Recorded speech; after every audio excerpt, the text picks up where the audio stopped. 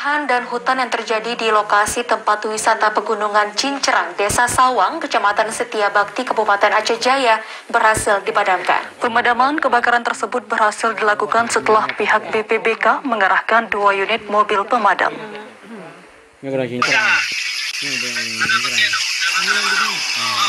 Kebakaran yang melanda pegunungan Cincerang yang berada di Jalan Lintas Banda Aceh Calang, Desa Sawang, Kecamatan Setiabakti, Kabupaten Aceh Jaya, terjadi Jumat malam sekitar pukul 19.30 waktu Indonesia Barat.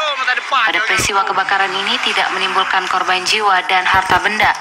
Namun kebakaran ini sempat menimbulkan kepanikan para pelintas jalan karena lokasi kebakaran berada di pinggiran jalan dan juga kobaran api yang membakar hutan dan lahan ini sangat besar. Warga dan petugas berjibaku memadamkan api.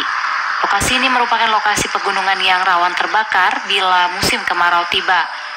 Informasi yang didapatkan dari Badan Penanggulangan Bencana Kabupaten Aceh Jaya, pihaknya mendapatkan informasi laporan pihak kecamatan setempat tentang adanya kebakaran di pegunungan Cincerang.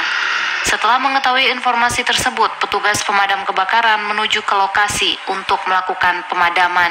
Kepala Seksi Kesiapsiagaan dan Pemadam Kebakaran BPBK Aceh Jaya, Mudasir, menjelaskan luas lahan yang terbakar tidak luas dan hanya 50 meter persegi.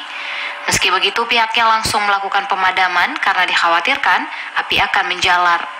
Menurutnya, kebakaran tersebut tidak sempat melebar karena cepat dilakukan penanganan dengan melakukan pemadaman oleh petugas dengan melibatkan sejumlah pihak seperti TNI, Polri, dan warga setempat. Mendapatkan informasi dari pihak kecamatan di Kecamatan Setiabakti bahwa ada terjadi karhutlah di Gunung Cincerang, Desa Luk Pelumpang, Kecamatan Setiabakti. Pada saat tersebut kami langsung menghubungi tim pemadam kebakaran Pos Calang untuk langsung ke TKP guna untuk memadamkan api. Luas lahan yang terbakar lebih kurang 50 meter persegi.